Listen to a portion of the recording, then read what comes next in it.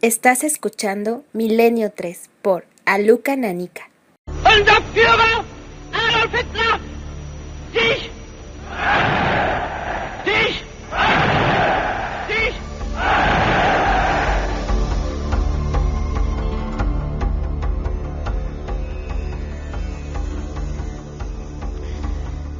Cuando se descerrajó un tiro en la sien, había en las calles de Berlín 500.000 de alemanes muertos, 200.000 soldados soviéticos perecían en las aceras, en las trincheras improvisadas.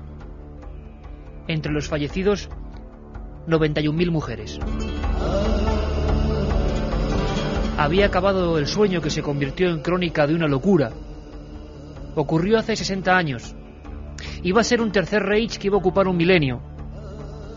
Y su cabeza pensante, su raíz fascinadora que todavía nos sigue embriagando de alguna manera, por lo monstruoso, por ser el retrato de la cara más oscura que podemos imaginar, había convertido la Tierra en un infierno.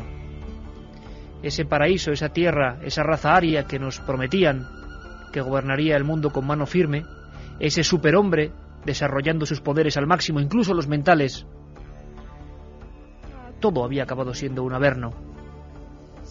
2 años antes de esta escena de la muerte de Adolf Hitler, que ahora se recuerda con películas, documentales, reportajes, Walter Langer hacía un informe bien curioso. Era 1943 y ya empezaba a vislumbrarse el final de aquello que decían iba a ser el Reich milenario. Aquella maquinaria tan poderosa, humana, tecnológica, militar, que muy pocos pensaban que podía ser derrotada. Fijaos qué profecía. No lo dice Nostradamus ni lo dice San Malaquías, sino este informe que estuvo muchos años secreto. Faltaban, como digo, más de 700 días para la escena del búnker y del suicidio. Lo escuchamos.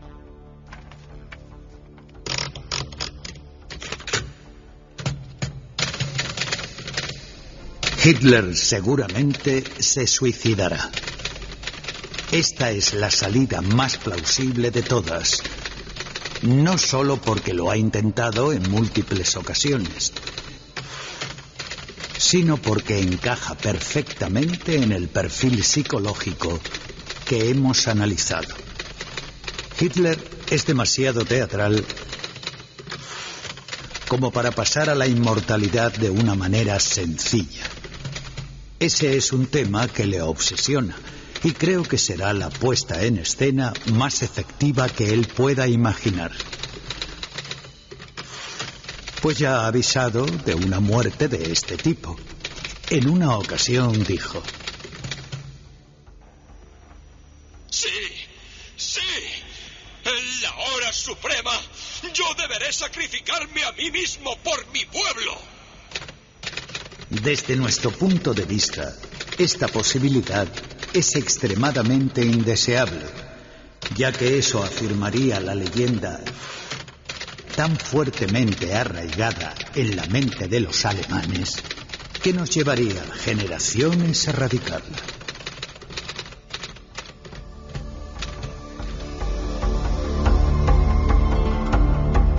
Milenio 3 en la SER.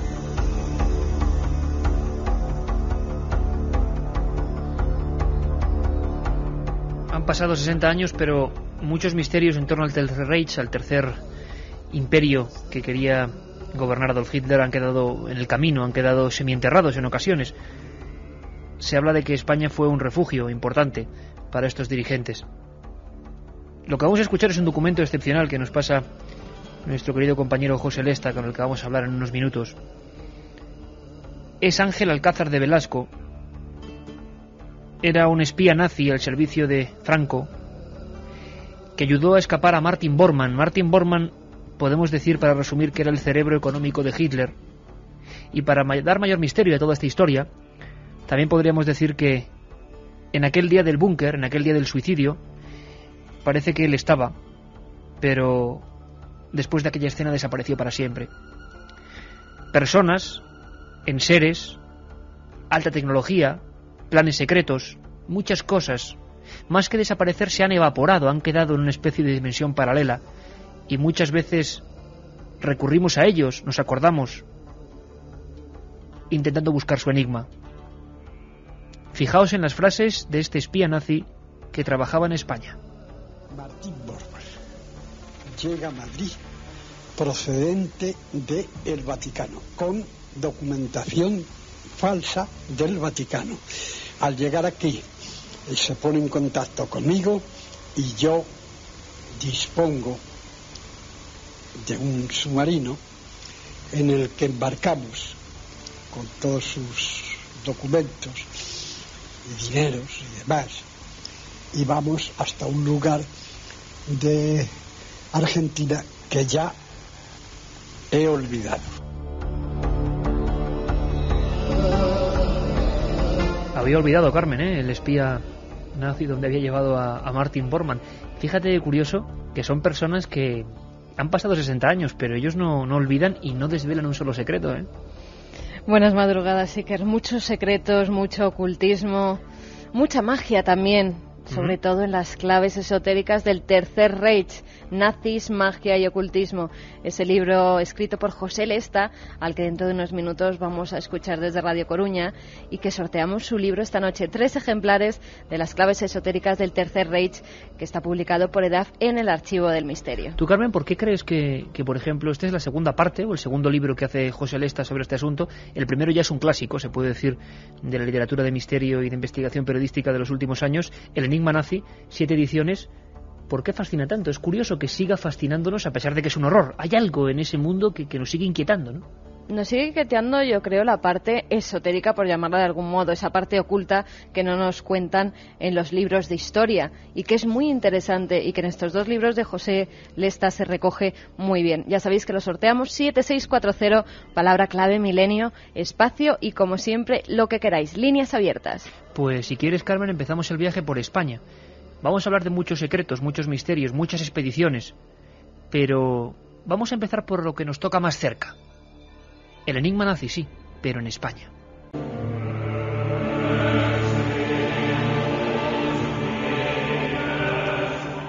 España, refugio nazi. Esta definición se ha repetido a lo largo de los últimos 60 años, como demostración de la extraordinaria acogida que los antiguos dirigentes alemanes encontraron en nuestro país.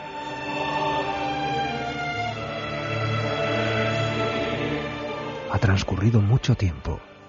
Sin embargo, son innumerables los secretos que aún duermen abandonados en pueblos, campos y carreteras de nuestra geografía.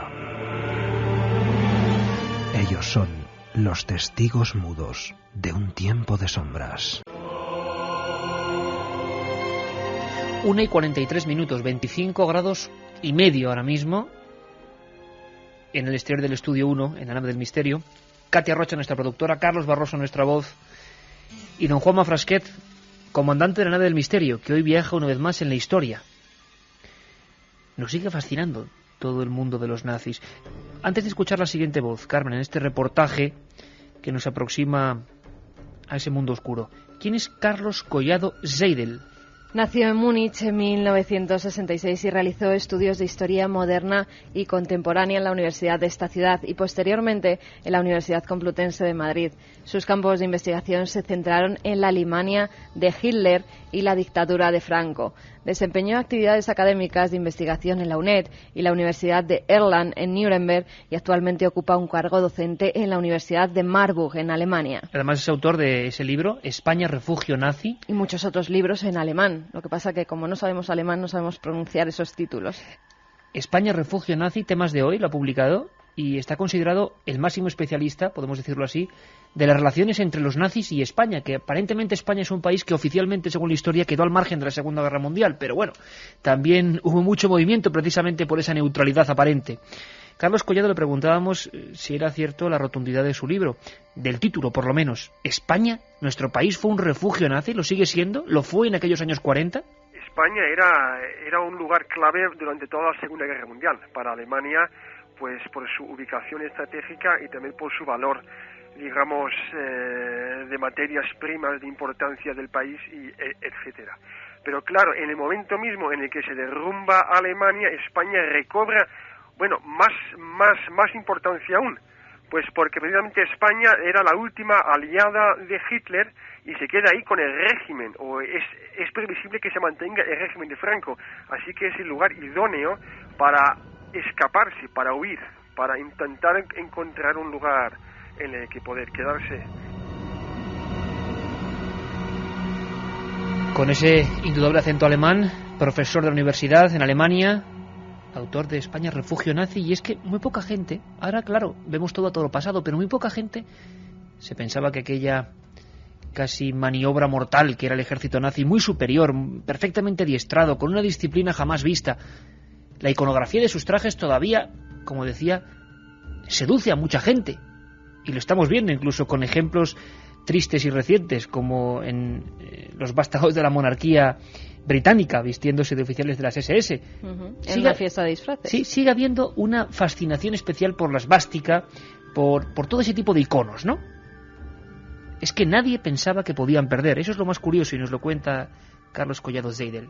Nadie realmente creía en que los alemanes iban a ser derrotados. Incluso más tarde se pensó que quizás, luego ya en el 42-43, pues bueno, Alemania no va tan bien. Eso de la victoria final, bueno, eso de vencer a los americanos va a ser difícil.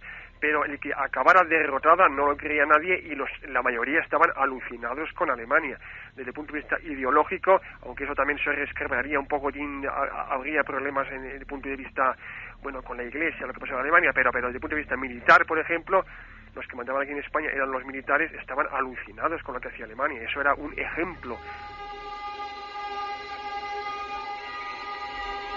En nuestro país, y nos enteramos con trabajos como el de Carlos Collado, existían auténticos gerifaltes obsesionados con el ocultismo, con la búsqueda de objetos de poder. Se hicieron expediciones en el mundo, sí, el Arca de la Alianza, el Santo Grial, pero en España también hubo movimientos bien curiosos, buscando objetos, buscando enclaves de poder.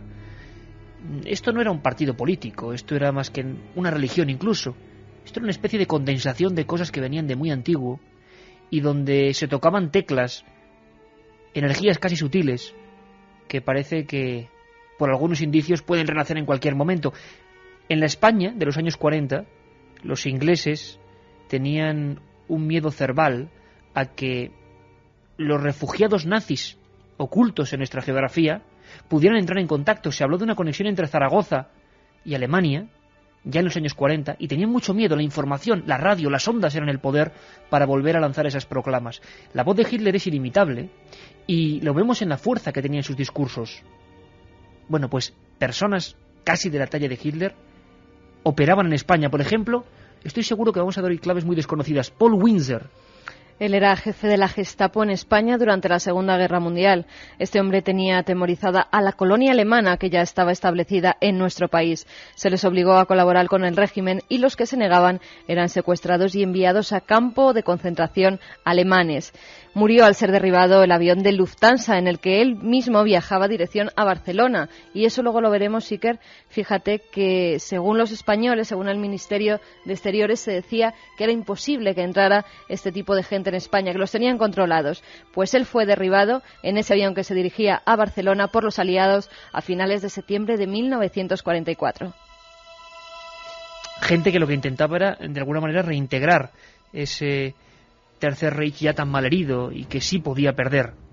Tenemos en Cadena SER en Radio Coruña a nuestro querido compañero José Lesta, autor, decíamos, del Enigma Nazi y ahora de las claves esotéricas del Tercer Reich, publicado por EDAF, libros que se van a convertir de verdad en algo básico, en algo esencial para comprender esa otra cara. José, amigo, buenas madrugadas. Hola, amigo Iker, buenas noches, ¿qué tal? Bueno, pues muy sorprendidos porque lo importante es que hoy es noche de esas de aprendizaje, de saber cosas, de aprender una historia que... Oye, ¿por qué nos fascina tanto el Enigma Nazi todavía hoy, 60 años después, aunque no tengamos nada que ver, ni ideológicamente, ni nos podamos poner en aquel... ¿Por qué sigue?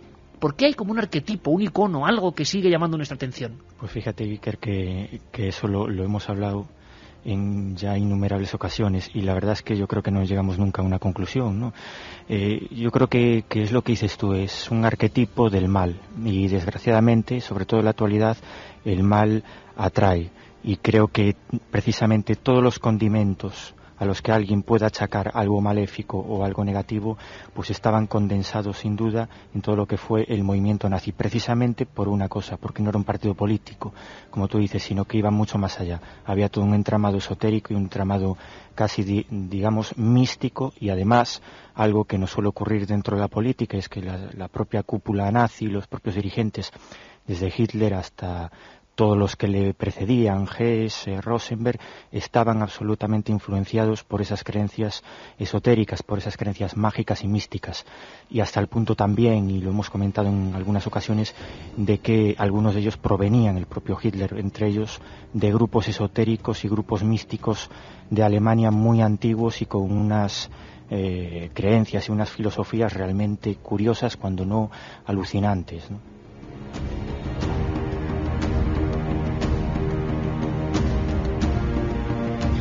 Pues hoy tenemos a José Lesta, un auténtico bestseller, se puede decir así, del mundo de la investigación periodística en nuestro país, centrado en una apasionante búsqueda de las claves del enigma nazi y de las claves esotéricas del Tercer Reich. Vamos a escuchar otro documento que nos ha proporcionado amablemente, es, si no me equivoco, Hauke Patisch, que es un oficial de las SS.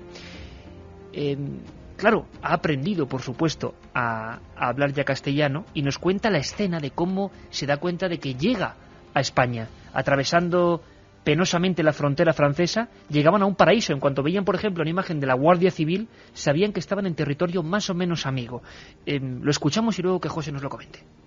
Los Pirineos, en motocross, y hasta que vi de repente dos figuras en el País Vasco por Estrella y unas figuras en la falda de una montaña que me parecían escapados de un museo de Napoleón, con unos triconios, unas capas, unas escopetas y con paraguas, porque estaba cayendo el chirimiri vasco. Entonces, hombre, estos ya no son franceses, esto debe ser España. Y había llegado a mi meta. Milenio 3.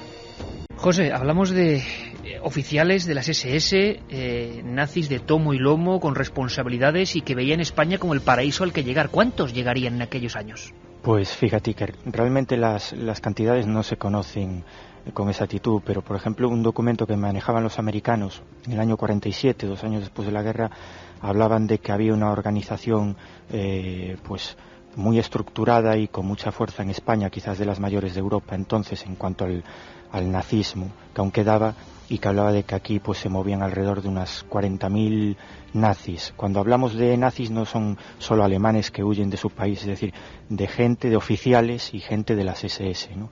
Y gente importantísima. Antes habíais oído a Alcázar de Velasco, un personaje clave en la fuga de Martin Bormann, y Martin Bormann quizás fue la persona que estuvo casi hasta el último momento en el búnker con Hitler, una persona que efectivamente desapareció. ¿Y hoy en día se encuentra en ese estado, desaparecido?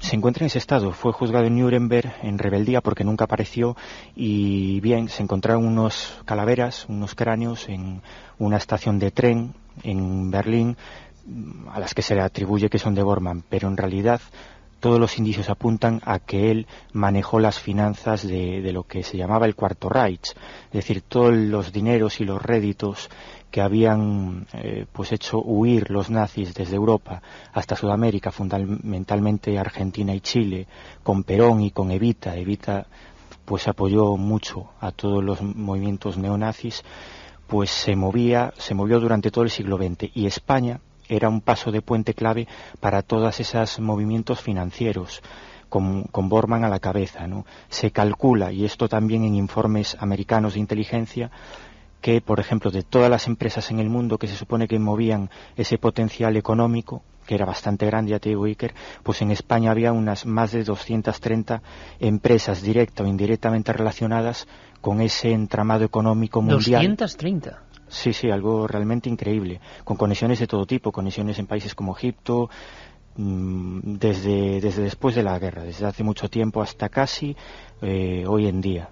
Si me permites, José, como el tema da para mucho, además, me gustaría que hablásemos porque da la sensación de que eso de las calaveras, los cadáveres más o menos polémicos, que nunca sabremos quiénes fueron, quiénes son, casos como el de Mengele, fugas espectaculares, vamos a hablar de todo eso, pero me gustaría hacer el primer testeo, Carmen, de qué está pensando la gente, porque, José, iba a decir, no nos creerás, claro que nos creerás porque sabes muy bien de qué estamos hablando, pero siempre que se toca este asunto, echa humo la conexión con los oyentes. Pues sí, que el 7640 está que arde. Hay de todo. Preguntas, opiniones, afirmaciones.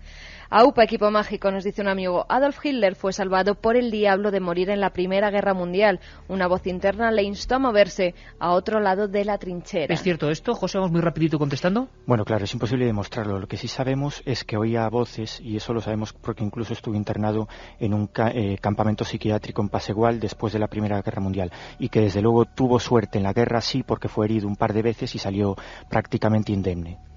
Hola, soy Tony de Mallorca. Acá en la isla he conocido mucho alemán y creo que se usaron las islas como escondite y aún hoy también. Zonas muy concretas, ¿verdad, José?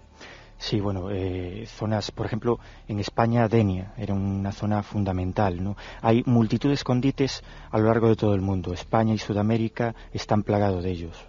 En la película Los niños de Brasil hablan de los experimentos del médico de Hitler para conseguir crear la raza aria. ¿Hasta qué punto es cierto?, nos pregunta Marta. Sí te pediría aquí casi un adelanto porque vamos a hablar mucho de Joseph Mengele, el ángel de la muerte. Por desgracia, poco de leyenda, ¿verdad?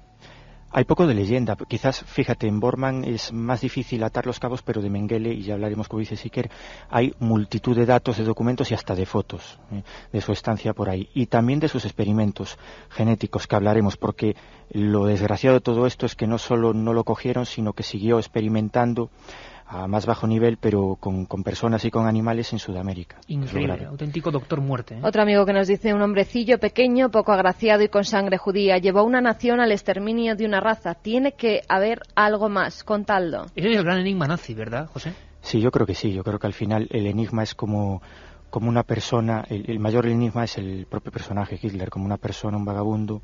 En 12 años, pues junto a otro grupo casi de vagabundos, une un partido político casi de la nada y logra el poder en Alemania, después en Europa y casi en el mundo, ¿no? Un peligro para el poder mundial. Yo creo que es un auténtico enigma que no resiste ningún análisis ni político ni económico, y por eso tenemos que hablar de esoterismo y de muchas otras influencias extrañas. De todas formas, es que la voz, la propia voz, Juanma, que si podemos recuperamos en un momento, la voz de Hitler tiene algo que yo creo que mueve resortes. Es alguien, no es simplemente un loco o una persona fanatizada, es alguien que tiene unos poderes de persuasión, una serie de técnicas que, claro, así llegó a lo que llegó.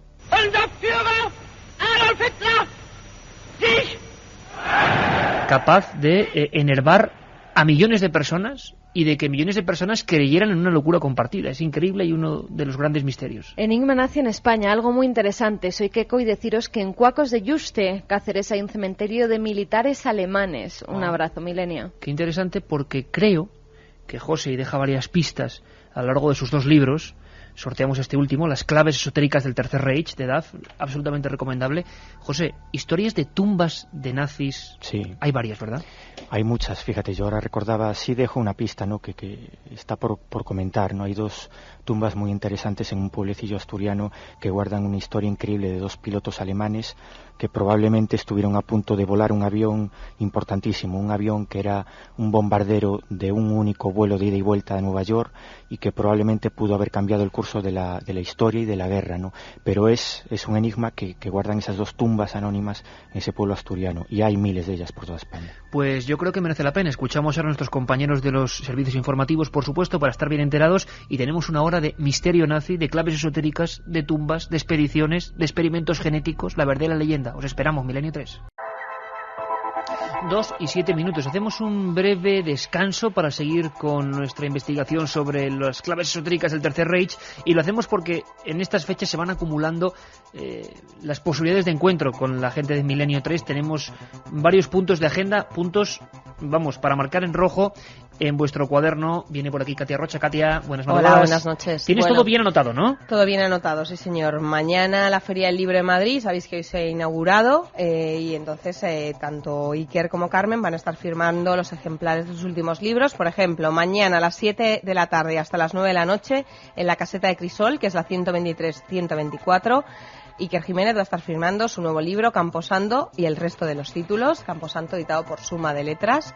Y Carmen Porter va a estar firmando de 7 a 9 de la noche también en la caseta de DAF, que es la 174, La Iglesia y sus demonios, nuevo libro, que hemos escuchado ahí esa cuña, y también el resto de los libros. Además, el próximo 3 de junio, próximo viernes, madrugada del viernes al sábado, en Ser Miranda, están preparando un programa especial junto con nosotros para hacer Milenio 3 en directo para todo el público, no solamente de Miranda de Ebro, sino del resto de localidades que quieran venir. Eso sí, las entradas están agotadas. Se van a recoger los que ya las hayáis reservado en una taquilla que van a poner en el pabellón multifunciones. Entradas, por supuesto, invitaciones gratuitas, pero que había que recoger, que se han agotado casi a 2 semanas de ese encuentro en Miranda.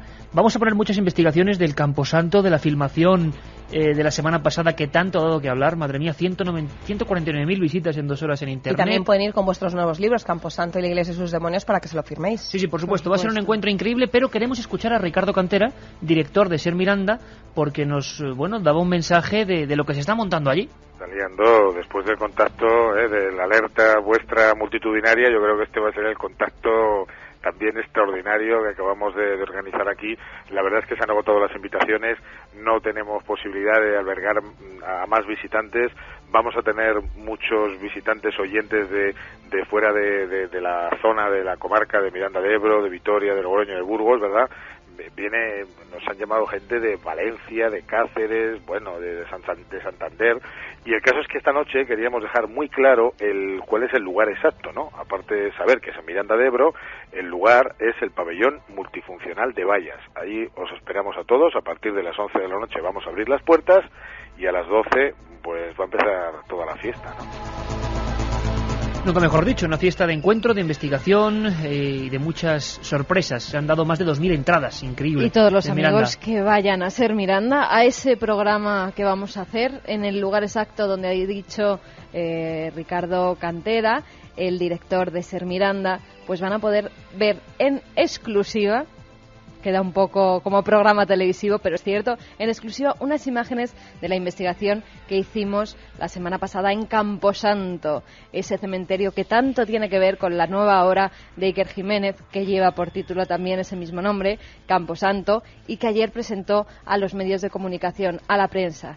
Además, pueden leer el primer capítulo, a ver si les engancha, en ikerjiménez.com, pueden leer ese primer capítulo de un pintor maravilloso, Hieronymus van Aken. A lo mejor así no suena mucho, si os digo el Bosco, os sonará más. Y acabamos diciendo que dentro de muy poquito es probable, amigos de Galicia, de La Coruña en concreto, ir preparando porque parece que la Nada del Misterio se marcha para allí. Pues mira, justo a visitar a José Lesta, por ejemplo, podíamos hacerlo, que está desde allí, con José Martínez. No, Katia, era José Martínez, el compañero, José Antonio Martínez, me dice Katia, compañero que está allí trasnochando con nuestro amigo José Lesta para daros toda la información. Bueno, lápiz y papel, todo tomado, agenda de Milenio 3, regresamos al mundo de los misterios nazis.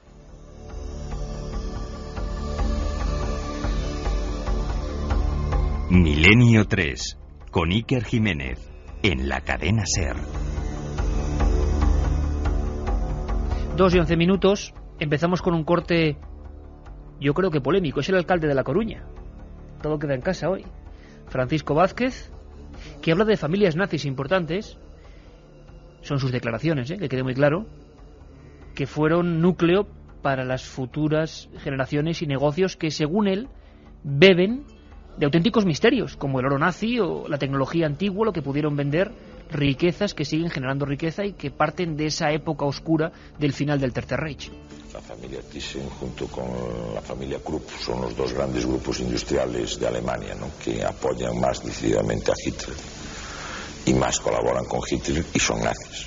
Es decir, nazis en el sentido de que pertenecen al Partido Nacional Socialista. Importante es que, por otro lado, yo creo que es un servicio que hoy tenemos que prestar para desenmascarar lo que es el nazismo de hoy, la extrema derecha de hoy, porque desde ahí se establece claramente el hilo conductor hasta hoy, y cuando digo hasta hoy, hasta hoy.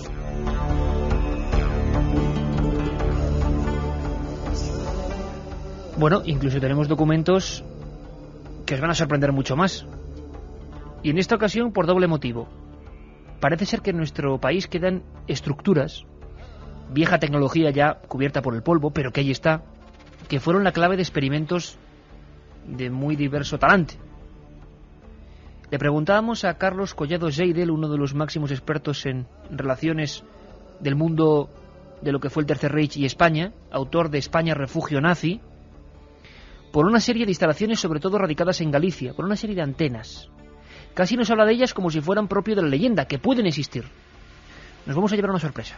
A nivel tecnológico eso seguro que ya no tendrá mucho valor, pero si uno va por Galicia y sabe, yo no exactamente sé que existían esas ondas, eran ondas para dirigir a barcos o para dirigir a submarinos, eso era de telecomunicación.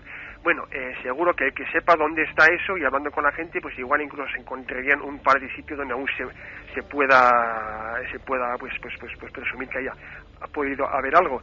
Esto tuvo valor en la Segunda Guerra Mundial, pero digamos ya de cara a la posguerra yo creo que no tuvo tanto valor. De hecho, ahora que me acuerdo, estas instalaciones de telecomunicación de Galicia, poco antes de que se acabara la guerra, los mismos alemanes intentaron venderlo, intentaron pues sacar efectivo, sacar dinero de estas instalaciones, y se lo ofrecieron al gobierno español, que en ese momento dijo que no estaba interesado.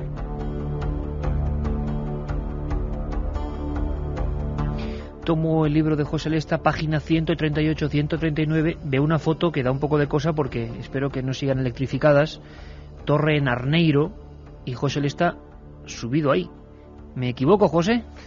Pues no te equivocas, Iker. La ¿Qué verdad es esto? que pues las antenas existen y las puede visitar cualquier persona que más o menos viva cerca, ¿no? Eso es un pueblo, Arneiro, en Lugo, y se ven a kilómetros de distancia. Son 3 antenas Consol, que además después de la guerra se siguieron usando. De hecho, fíjate si esta tecnología alemana pues era avanzada y era de buena calidad, la verdad, porque por ejemplo el Ministerio del Aire español la siguió usando hasta el año 71, ¿no? En que ya entraron por los radares y los satélites y tal, y siguen ahí en pie prácticamente, vamos, no tienen rastro de óxido alguno. Es desde luego una curiosidad histórica, ¿no? Y además, es más, si alguien vive cerca de Sevilla y nos está oyendo, que rastree también la ciudad y los alrededores de Sevilla, porque estas antenas Consol, además de estar en Arneiro, en Lugo, tienen también una réplica en Sevilla. Antenas nazis, tanto en Sevilla como en Lugo. Y estas antenas, pues como bien decía Carlos y como bien decías tú, Iker, servían para guiar a lo largo de todo el hemisferio norte, controlaban la mitad norte del planeta, servían para guiar barcos, aviones y submarinos con claves criptadas, ¿no? Que se enviaban curiosamente desde Lugo y desde todas estas zonas. Unas claves criptadas con una extraña máquina, una máquina enigmática, que además tenía ese nombre, la máquina Enigma, casi que enviaba códigos casi indescifrables, ¿no? Qué curioso, porque, bueno, seguro que a estas horas, dentro de un par de horas, cuando acabe el programa, has dicho Sevilla, Guillermo León seguro que sale buscando una de estas antenas, pero la pregunta sería, José, ¿por qué precisamente en un lugar como Arneiro, Lugo? ¿Se sabe por qué fue elegido ese punto y también Sevilla? Pues fíjate, aquí sí que nos iríamos, podríamos hablar de multitud de temas, porque si uno mira un mapa de Galicia, se dará cuenta de que Lugo es una zona totalmente llana. Se le llama aquí a terra chá, ¿no? La tierra llana. Muchos hablan incluso de que es así porque hace miles de años, o cientos de miles de años, incluso millones de años, pues impactó en esta zona un meteorito, y que por eso hay un alto contenido en hierro, y eso hace que esta zona sea una zona privilegiada de comunicaciones en todo el hemisferio norte, ¿no?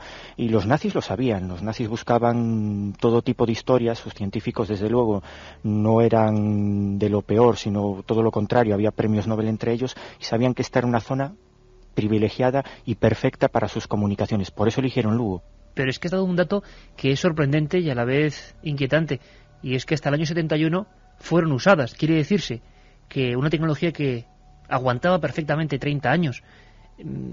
¿Hay otros tesoros tecnológicos que nos dejaron los nazis, o este sería el representante más curioso que sigue en pie? Bueno, en España quizás es uno de los representantes más curiosos, ¿no?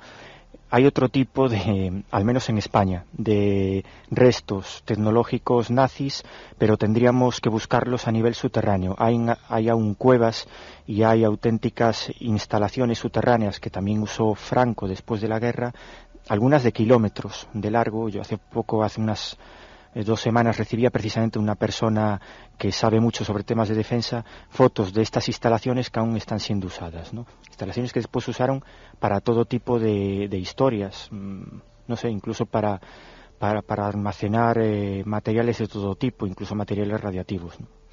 Y al final acabó, digamos, toda esta historia con el desmembramiento del Tercer Reich e incluso rutas de escape que hasta creo que el año 45 estuvieron activas, Carmen. Pues sí, que era a través de la compañía de vuelo alemana Lufthansa. Muchos nazis se evadieron con su botín cuando Alemania estaba cercada por los ejércitos aliados.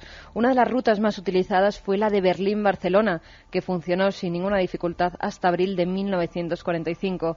Aunque el Ministerio Español de Exteriores había asegurado que se controlaba a todos los pasajeros que entraban y salían de España con el fin de evitar la infiltración de agentes, lo cierto es que era conocido que numerosos espías seguían llegando hasta Madrid. Las rutas que seguían estos vuelos de Lufthansa eran variadas. Todas llegaban a Barcelona y desde allí a Madrid. Después iban a Valencia, a Sevilla o también al país cercano, a Portugal.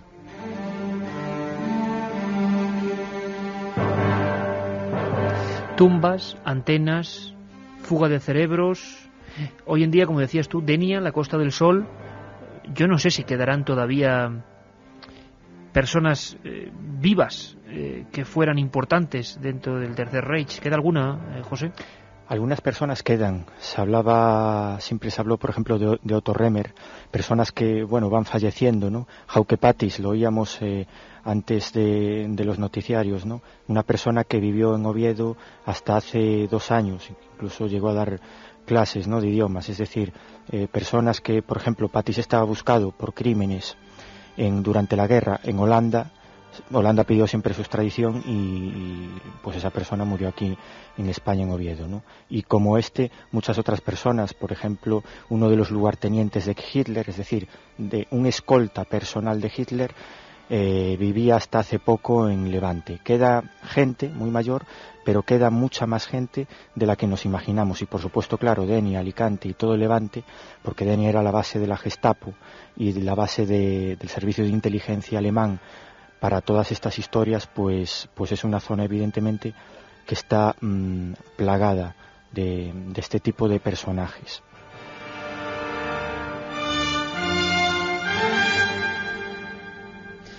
El reverso oscuro de la historia, pero absolutamente certificado y documentado. Carmen, muy rápido, una batería de preguntas para que captemos lo que piensa la gente a las 2:21. Hablaba José Lesta de Levante y Conchi desde Alcoy nos dice: a unos 20 kilómetros hay un pueblo abandonado que vivía un nazi, todos lo sabían, pero nadie lo delató. El pueblo es Yombay.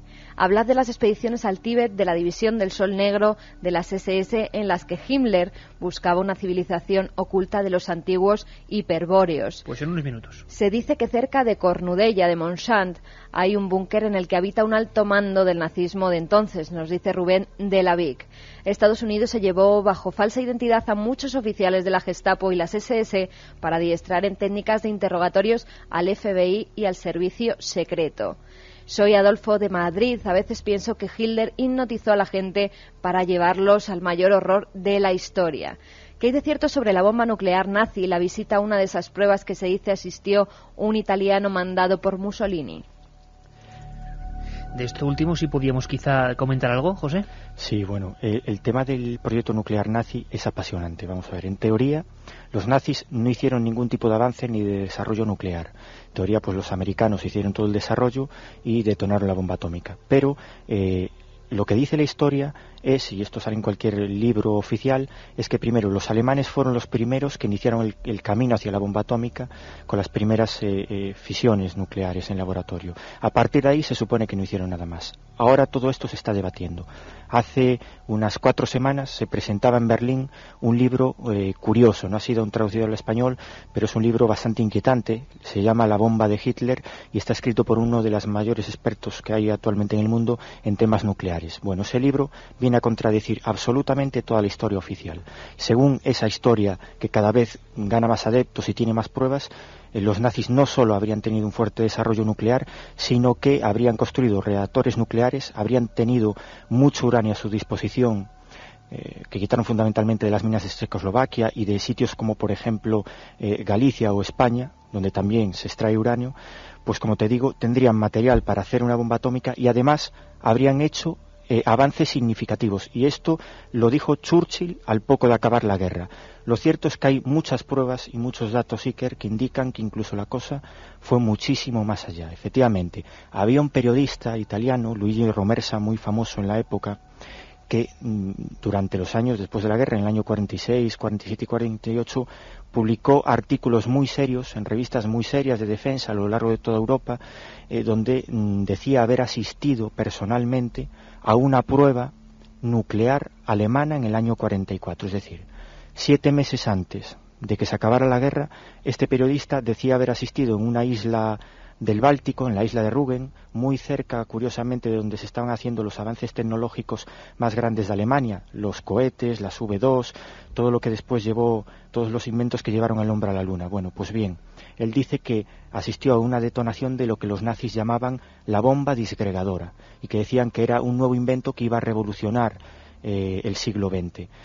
Bien, esas son las palabras de Romersa, que era, digamos, el corresponsal que tenía Mussolini entonces para saber hasta qué punto Hitler había avanzado en esas armas increíbles, maravillosas, en las que todo el mundo creía y pensaba que en el último momento pues le iban a dar un giro tremendo a la contienda y iban a darles la victoria. Lo cierto es que, como te digo, hay filmaciones, hay fotografías, hay incluso rastros, porque incluso esa supuesta explosión dejó sin luz a media Alemania durante horas.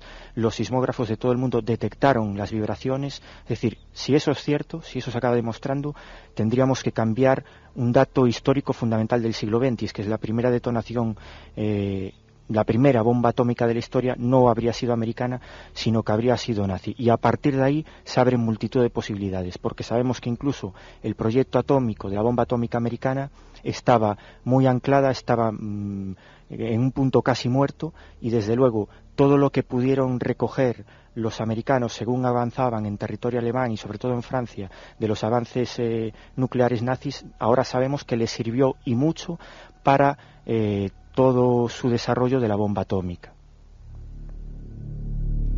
Y lo que tenemos segurísimo, José, es que este tema llega muy hondo a la gente, porque hicimos ya hace, yo creo que más de un año o año y medio, el programa sobre tu primer libro, y la respuesta fue idéntica. Además, ¿qué cantidad de información tienen los comentaristas de Milenio 3? 7640, palabra milenio, los comentaristas con los que aprendemos cada noche de viernes y de domingo. Y ya sabéis, sorteamos 3 ejemplares, las claves esotéricas del Tercer Reich, nazis, magia y ocultismo. Y como en todos los trabajos de nuestro querido amigo José Lesta, muchísimo texto, pero muchísimos documentos gráficos. Es decir, imágenes de lo que estamos hablando. Una imagen que a nadie se le olvida, o una palabra que sigue haciendo que se nos ponga la carne de gallina, casi, o diría que más, arquetipo del sadismo, es la del Doctor Muerte o la del Ángel de la Muerte, Joseph Mengele. A las 2:26 cambiamos el tercio y penetramos en su misterioso mundo. Milenio 3. En la SER. La otra realidad. Milenio 3. En la SER.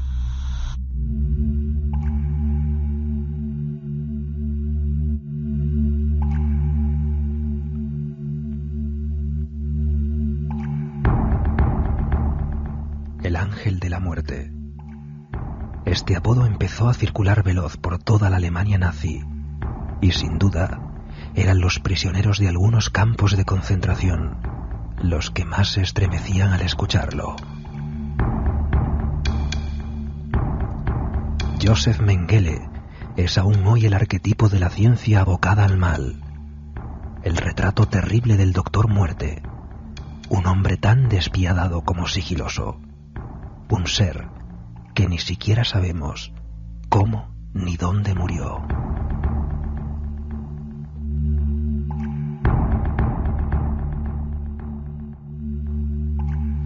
Hemos querido dramatizar brevemente con el equipo de producción de la cadena SER lo que fue una apuesta de largo de Mengele. Lo que vais a escuchar parece ficción, cierto, pero por ejemplo en el libro de José Lesta podéis ver que desgraciadamente era realidad. Experimentos, intentos que casi rozan la locura. Lo escuchamos. El Consejo de Instituto de Investigaciones Dahlen puede asegurar que de llevarse a cabo todos y cada uno de nuestros experimentos médicos, conseguiremos doblar nuestra futura y esperanzadora población del milenario Tercer Reich. Os aseguro que las fértiles mujeres alemanas darán a luz en solo 135 días. ¡Claro que sí! Nuestro programa de intervención celular hará posible una gestación de 9 meses, dividida por 2. Para tal menester, hemos considerado nombrar como jefe del Departamento de Investigación Genética a Joseph Mengele.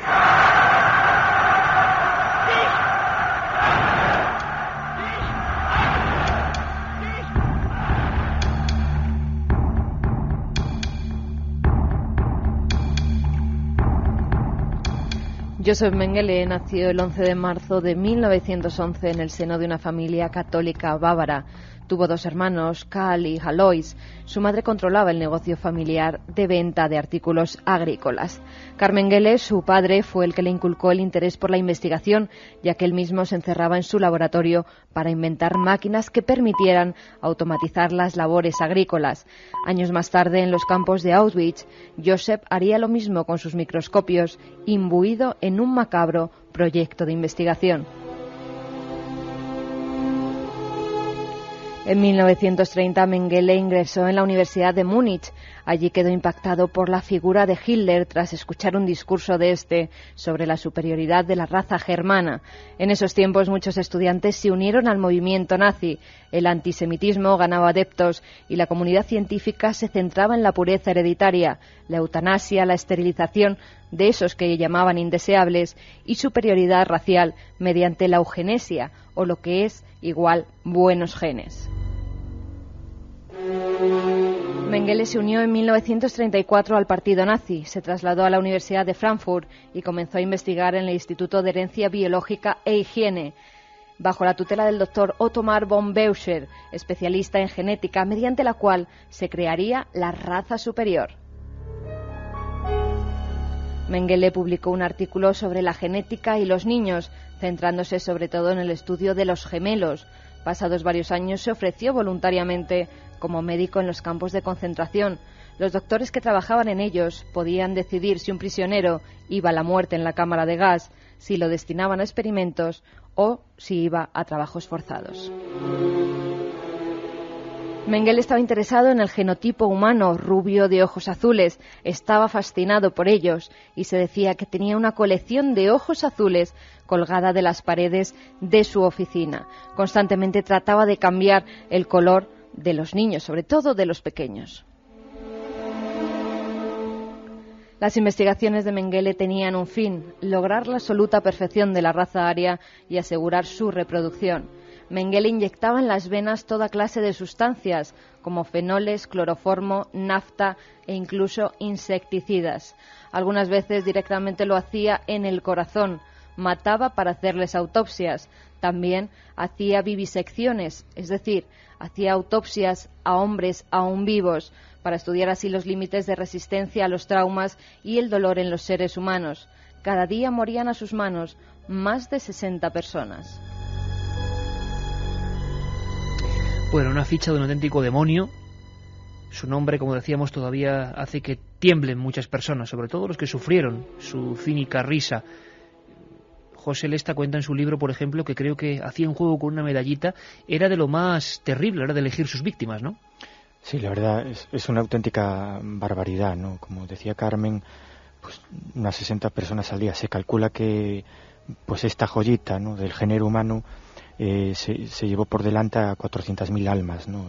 Es decir, pero es que lo grave de esto no es ya solo que haya ocurrido, es que esta persona, 3 meses antes de acabar la guerra, pues decide, bueno, se escapa del campo de concentración, se viste de militar, se mete dentro de una brigada de alemanes que huían también del frente, Bueno, y pasa desapercibido. Y pasa desapercibido durante meses. Y lo grave, que es a lo que iba, ¿no?, es que los americanos lo capturan. Y lo capturan en abril, cuando ya estaba buscado por crímenes, ¿no? Un mes más tarde, en junio, pues se le busca ya por genocidio, es decir, son conocidas ya sobradamente sus atrocidades y que es el causante de cientos de miles de muertes. Bueno, pues curiosamente está ya bajo custodia americana en un campo pues de prisioneros en Alemania, pero con una identidad distinta, es decir, no es reconocido como Joseph Mengele. Está en esa situación durante un par de meses y logra escapar. Increíblemente logra escapar cuando en teoría es uno de los criminales más buscados en ese momento. Pero es que la cosa es aún peor. No solo logra escapar, no se va de Alemania, se va al sur de Alemania, a la Baviera, y se pone a trabajar. Y trabaja durante 3 años en una granja de animales. Además, incluso recibe visitas de ex-nazis. Es decir, es un caso tremendo, ¿no? Evidentemente, cuando hay gente cuando empieza a saltar la alarma, cuando ya es demasiado descarado, por decirlo así, el caso, pues decide huir ya en serio, se va hacia Italia y allí, pues de nuevo, que es algo que pasó también en el caso de Bormann y en otros casos, pues gracias a pasaportes expedidos, hay que decirlo así, por el Vaticano, pues logra huir hacia Sudamérica. Logra en la ciudad de Bolzano, en Italia, logra esos pasaportes, llega hasta Denia y a partir de ahí, misterio. Sabemos que llega a Sudamérica. Pero que pasó por España. Claro, es que lo interesante es que, por ejemplo, hay muchas personas. Bueno, antes salió Paco Vázquez, que es una persona que incluso llegó a decir, y esto fue publicado en los periódicos, incluso La Voz de Galicia, pues que Joseph Mengele, el ángel de la muerte, huyó a través de España. Concretamente, una posibilidad es que huyera a través del puerto de La Coruña, además da una fecha concreta, en abril del 49, con destino hacia Sudamérica en un barco llamado Tucumán. Es decir, hay datos concretos, ¿no? Y además no solo hay datos, hay incluso fotografías. Esta persona después en Sudamérica tenemos fotos de él en Paraguay hasta el año 71. Evidentemente, cuando a partir de los años, sobre todo a partir del año 60 y 60 y pico, un montón de comandos de espías del Mossad y comandos israelíes empiezan pues a buscar ya muy fuertemente a ex-nazis importantes, pues su tranquilidad cesa y empieza a vagar por un montón de países sudamericanos, llega a vivir, por ejemplo, en Brasil, y ahí de nuevo, y esto es otra vez lo más triste, ¿no?, comienzan a darse casos de experimentación genética. Porque... O sea, en su ruta, en su escapada, aun estando con la presión de la gente, este hombre era un auténtico sádico y seguía haciendo experimentos parecidos. Pues sí, es decir, evidentemente no había aprendido nada de su trayectoria, ¿no? Esta persona, además, es más, incluso pudo fugarse con todos o gran parte de los archivos médicos que él apuntó en los campos de concentración, ¿no?, tanto en Auschwitz como en Birkenau. Entonces, ¿qué sucede? Hay en Brasil una reserva, había en los años 60, que se llamaba Cándido Godoy. Muchas personas dicen que Mengele pasó allí unos 5 o 6 años de su vida, fundamentalmente entre el 61 y el 66.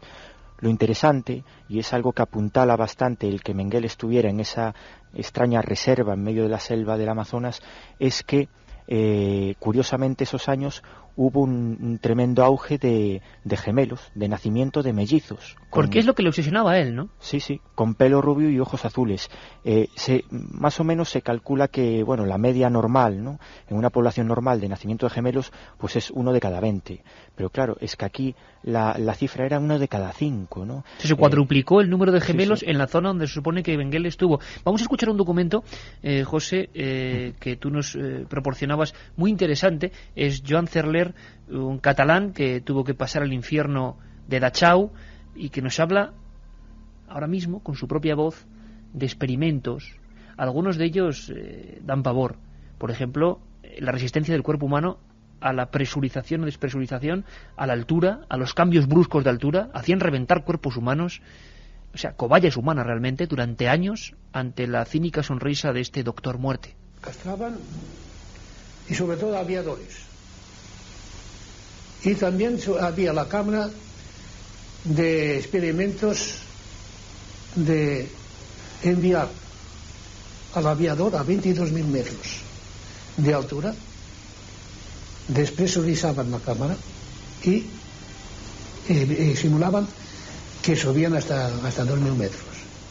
Y de golpe, cuando los dejaban caer en caída libre, daban toda la presión y reventaban. Podríamos hablar también, para acabar con este episodio, de hasta dónde llevó la leyenda o realidad de los experimentos de Mengele, porque imagino que también se habrá exagerado o no lo sé. Eso de las vivisecciones, de inyectar sustancias para ver las reacciones, de la creación de monstruos vivos, ¿es cierto, José?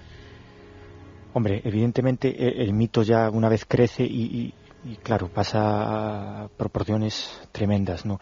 Sí es cierto y a veces se ha quedado corto. Evidentemente a veces también se ha exagerado, pero no eran los únicos que hacían esto. De hecho, discípulos y desde luego aprendices avanzados y muy buenos de Mengele, desgraciadamente, fueron, por ejemplo, también los japoneses.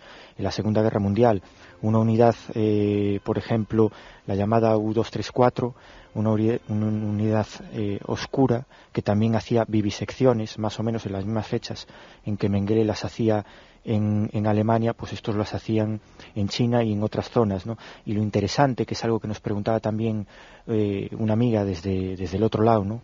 Una oyente, pues lo interesante es que estas personas, no solo nazis, sino por ejemplo pues japoneses y personas que hacían experimentos atroces, ¿no?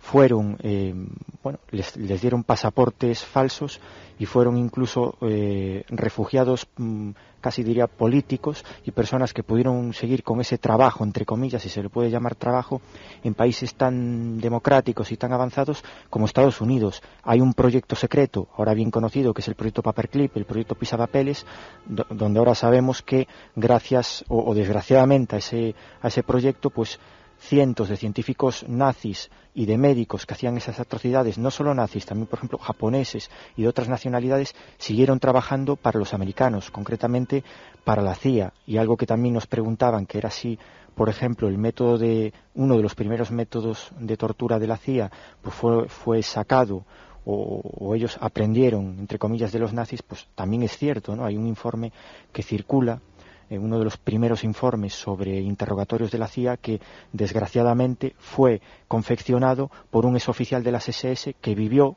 hasta sus últimos días en Nueva York sin ningún tipo de problemas, ¿no? O sea que su trabajo, estos científicos, por muy sádicos que fuesen, eran buenos en su materia, porque logran copiados hasta por los aliados. Es increíble, es el círculo vicioso que a veces te sobrecoge en torno al hombre, ¿no? Y a sus maldades.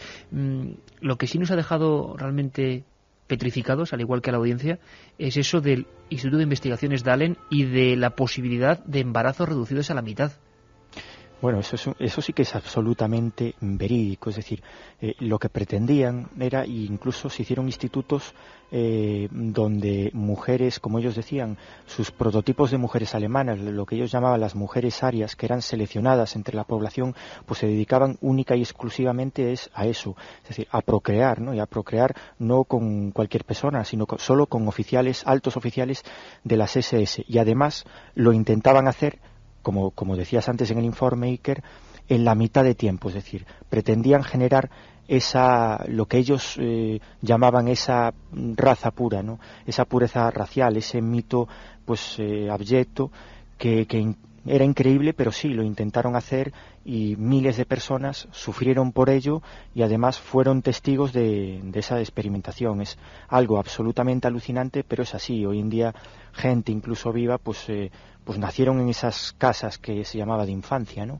Casas donde no había padres ni madres, simplemente pues eran maternidades gigantescas donde pues nacían, pues en su mayor parte eran gemelos, no solo gemelos, pero bueno. Increíble. Sí. Increíble, José. Increíble también la muerte de Mengele, ¿no? Porque oficialmente, ¿qué se sabe? Que aparece, si no recuerdo mal, en Paraguay, ¿no? Efectivamente, o sea, hay fotos, como te decía antes, Iker, de él en Paraguay en el año 71. A partir de ahí hay mucho misterio. Hay 3 muertes supuestas para Mengele. O sea, hay 3 supuestos Mengeles muertos, es increíble. Sí. Una que en Paraguay pues fue localizado por un grupo de supervivientes de Auschwitz y pues lo mataron a garrotazos, ¿no? Esa es una posibilidad bastante remota. La otra posibilidad es que fuera en Brasil, precisamente cerca de Cándido Godoy, dentro de esta pues especie de reserva nazi casi, donde hacía sus extraños experimentos, pues que un cazanazis, un personaje extraño también brasileño que se dedicaba a buscar nazis por toda Sudamérica, lo hubiera localizado y le hubiera dado muerte. Y la tercera posibilidad, que yo creo que es la más plausible, y es además porque hay pruebas físicas, ¿no?, que casi lo demuestran, es que Mengele, al final acosado en el año 79, ya envejecido y absolutamente paranoico, con su círculo totalmente cerrado, casi sin amistades y casi en la indigencia también, pues malvive en una prisión de Sao Paulo y es localizado también por un grupo de personas y muere ahogado, quizás en medio de una reyerta, muere ahogado en Betioga, en una playa paulista, ¿no? Esa es la posibilidad más, con que más pruebas se cuentan, porque poco después pues se sumaron unos restos en un cementerio, unos restos anónimos en un cementerio cercano, con unas calaveras, unos huesos, y médicos del servicio de inteligencia israelí, médicos del Mossad y médicos alemanes certificaron en el año 85 que efectivamente esos eran los restos de Mengele, los restos del ángel de la muerte. Y ahí acaba la historia más o menos de este personaje singular donde los haya, terrorífico, que genera indudablemente muchos comentarios. Vamos a repasarlo rápidamente y vamos a hablaros ahora. Nos tomamos una copita y volvemos para hablar de profecías que también tuvieron que ver. Desde luego el misterio de los nazis da para muchísimo. Hablaremos más programas. Siempre tocamos el tema de vez en cuando hay suficiente información, y con José Aresta eso siempre ocurre, como estáis viendo. Ahora vamos con vuestros mensajes y con esas profecías. Carmen, ¿tú te acuerdas de los profetas del Bosque y del general Sánchez de Toca? Pues ya verás. Milenio 3. En la SER. Vamos con más mensajes que nos llegan al 7640, como el de Rafa desde Tudela, que nos dice: Hitler, cuando escribió Mein Kampf en 1924, ya sabía dónde quería llegar, tenía las ideas muy claras. ¿Es cierto que actualmente en el Banco de España hay lingotes de oro de origen nazi, fruto de la colaboración con la dictadura franquista? ¿Se podría responder casi con un sí, con un no, José? Pues actualmente, vamos a ver, lo que sí hay, sí hubo lingotes de oro, y Franco devolvió parte de esos lingotes. La verdad que fue un poco ridículo, ¿no? Devolvió un par de kilos de oro, unos 110 kilos, 8 lingotes de oro, cuando por España, concretamente en la estación de Canfrán, pues entraron innumerables cantidades de oro, ¿no? Concretamente España recibió oro nazi en unas cantidades aproximadas de 67 toneladas. De esas 67 toneladas se sabe el paso de unas 12. Del resto, misterio. Sabemos que Franco lo intercambiaba con Hitler a cambio de wolframio, ¿no? A nosotros nos daban oro los nazis y nosotros les devolvíamos pues ese metal, que además se extraía de aquí, de las minas gallegas, que Hitler necesitaba para blindar sus carros de combate, sus tanques y sus carros blindados, ¿no? Pasó mucho oro, y no solo oro, obras de arte, ¿no? Desde luego siempre se intentó que Franco pues devolviera toda la cantidad de oro que había pasado por aquí y que se había quedado, porque es cierto que parte iba en tránsito y llegó hasta Portugal y hasta Sudamérica, ¿no? Perón se vio muy beneficiado por ese tránsito de plata y de oro, pero nunca se devolvió todo lo que vino aquí, eso está muy claro. Joaquina nos dice: buenas madrugadas. También en el cementerio del Pardo hay oficiales alemanes enterrados. Sus tumbas impresionan. Están en una especie de recinto aparte, sin cruces y con forma de sarcófagos antiguos, lisos. Curioso, ¿eh? Qué detalle más. Yo sabía de un comandante de las SS que vivía en Torremolinos, nos dice otro amigo. ¿No decían que era un doble el que murió en el búnker y que estuvo Hitler en Argentina con Mengele? Otra de las teorías es la de las leyendas. Me vais a escuchar ahora un momentito porque el corte es significativo, Carmen, ya verás. El general Sánchez de Toca, general del ejército español en misiones en África, en Europa del Este, misiones de pacificación por parte de la ONU, pues uno de los máximos especialistas en estrategia militar en este país, hizo un trabajo increíble que se llamó Los Profetas del Bosque y que hablaba de profecías en la antigua Alemania, siglos XIV, XV, XVI, XVII, hasta el XVIII. Personas como panaderos, agricultores, ciegos, que no eran profetas, vamos a llamarlo profesionales, tipo Nostradamus ni mucho menos, sino que de repente tenían visiones y les dejaron escritas. Algunas en 500, 600 años adivinaban incluso la llegada de Hitler. Nos lo contaba un general de la ONU, aquí, en Milenio 3. Lo recordamos. Bueno, ellos hacían preceder, dicen que a cada acontecimiento mundial le preceden una serie de signos, de cosas que pasan, ¿no? Y estos signos los dan muy plásticamente. Por ejemplo, un perro de hierro aúlle por un camino de hierro. Claro, ellos no tienen elementos para definirlo mejor, porque son gente del siglo XVIII. Por ejemplo, el estallido de la Primera Guerra Mundial lo dan con un pez de plata que lleva gente sentada y que vuela por encima de las montañas. El Zeppelin que pasó encima de las montañas de Baviera el 14 de agosto de 1914. Es una cosa verdaderamente impresionante. No conocen la palabra Zeppelin, ni dirigible, ni globo, pero dicen un pez de plata. Hitler queda definido como el hombre de la araña en el brazo y en la bandera, que manda a su gente en carros de hierro sobre toneles a 1000 millas en cada dirección, ¿verdad? Y lo hace desde Praga, porque esto es muy impresionante, porque por ejemplo son 19 frases, me parece, lo del pastorcillo ciego, que se conservan desde hace 700 años, ¿verdad? De las cuales se han cumplido inequívocamente 6 o 7. El increíble mundo de las profecías, pero contado por un general. No está mal, no está mal. Profecías como la de Nostradamus. José Lesta, en su libro, en las claves esotéricas del Tercer Reich, hace un repaso de algunas obsesiones de Hitler con el mundo de los profetas, porque Nostradamus, con lo críptico y lo interpretable que es, siempre según sean las gafas que nos pongamos, parece que en algunos de sus fragmentos o centurias ya hablaba de Hitler, por lo menos de Hister y de Germania. Recuperamos una de esas tenebrosas voces. Imaginemos que vamos hasta el tiempo de Michel de Notre Dame y hace tantos siglos escribía esta extraña referencia. Bestias enfurecidas por el hambre babearán ríos. Gran parte del campamento en contra de Hister estará. En caja de hierro al grande hará arrastrar cuando nada observe ningún hijo de Germania.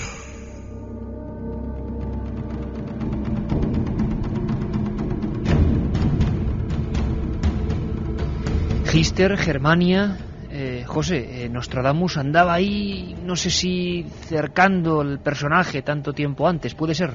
Sí, es cierto. La verdad es que, bueno, claro, como tú decías, Iker, Nostradamus, pues claro, hay un montón de interpretaciones de las que se pueden hacer de sus estrofas y sus versos, ¿no? Puedes estar a favor o en contra, creer o no que efectivamente Hitler salía en esos versos, ¿no? No son profecías tan directas como las que comentaba Sánchez de Toca, ¿no? Que eran profecías casi desconocidas. Asombroso, lo de la araña de metal en la bandera y en el brazo, eso es increíble. No, es una maravilla el trabajo de este general, ¿no?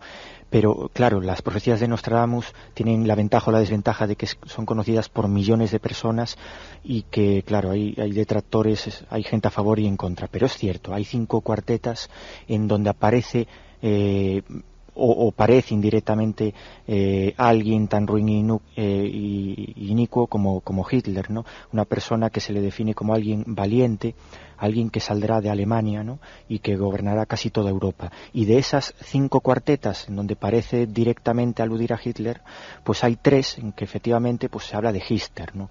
En la época de Nostradamus había algo que era casi tan común como hacer hoy en día crucigramas, y que era hacer con una palabra lo que se llamaba una transliteración. Es decir, si nosotros tenemos el nombre Hister y cambiamos 2 de sus letras, nos puede dar Hitler, ¿no? Eso en la época de Nostradamus era una especie de juego de palabras pues muy aceptado en la época, ¿no? Y curiosamente, además, la palabra Hister también en la época de Nostradamus era uno de los nombres que se le daba al Danubio. Curiosamente, igual Nostradamus, quizás, quién sabe, sí había visto el futuro, quizás, también quién sabe, sí había visto esa cruz retorcida, como él decía, esa cruz gamada y ese apellido detrás de todo ese movimiento, ¿no? Y quizás con esa palabra Hister no solo aludía a Hitler, sino que aludía al lugar, al Danubio, al río, a Alemania, en definitiva a la zona donde esa persona se haría famosa, ¿no? Puesto que Hitler no es alemán, sino que es austríaco, ¿no? Y además Germania, ¿no? Los hijos de Germania que se repiten ahí en varias ocasiones en Nostradamus. En tu libro haces incluso una aproximación con, siempre entre comillas y cogiéndolo todo con mucha precaución, como es el mundo de la astrología, que siempre hay que tener mucho cuidado. La astróloga Amparo López aproximó lo que es la carta astral de este personaje tan tan atrayente para muchos y también tan terrible, ¿no? Hemos intentado resumir ese amplio trabajo que reproduce en tu libro con 4 o 5 claves que supuestamente siempre, aquí damos una pirueta mortal, pasamos de un general de la ONU ahora a la visión de la astrología, por lo menos qué dicen los astros, si es que pueden decir algo, no lo sabemos, pero por lo menos en torno a la figura de Adolf Hitler. Nos lo cuenta Amparo López. A ver, las fuerzas oscuras están ahí, están para todo el mundo, y existen porque, hablando en términos esotéricos, en los ocultos, las fuerzas oscuras hacen el trabajo de las fuerzas de la luz. Entonces las fuerzas oscuras son tan necesarias como las fuerzas blancas. Y eso es así, es un hecho. Son las dos caras de la misma moneda. Es la noche y el día, es la luz y la oscuridad. Hitler tuvo la posibilidad de elegir el camino de la grandeza y de llegar a pasar a la historia no como el monstruo que quedó, sino como un ser líder nato que fascinaba a las masas, que las arrastraba, porque la fuerza de su personalidad, la energía que movía cuando hacía un discurso, encendía a las masas. Y eso es un hecho que está registrado, se puede ver, se puede constatar. Además lo dice su carta. Lo que ocurre es que por las frustraciones que tenía, por las heridas causadas en su infancia, por los problemas personales, emocionales no resueltos, se volcó a la necesidad de compensar todo ello para alimentar su ego. Cuando uno antepone el ego, lo propio, el egoísmo, el servicio a la propia persona, en contraposición al servicio al prójimo, está cogiendo el camino de la perdición, porque eso tiene un precio. Siempre se pierde cuando se elige el camino de la oscuridad.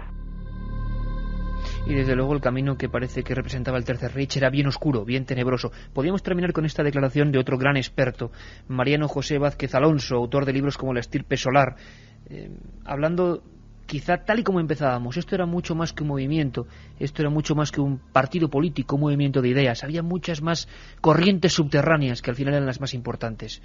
El sendero de la mano izquierda, la llamaban algunos, esta desviación hacia lo que eran las fuerzas tenebrosas. Eso dicen los expertos en ocultismo y en historia desconocida. Partido político, movimiento político, pues tiene una estructura y un marco de referencias muy clásico, y en este caso el nazismo tenía unas reivindicaciones mucho más extensas.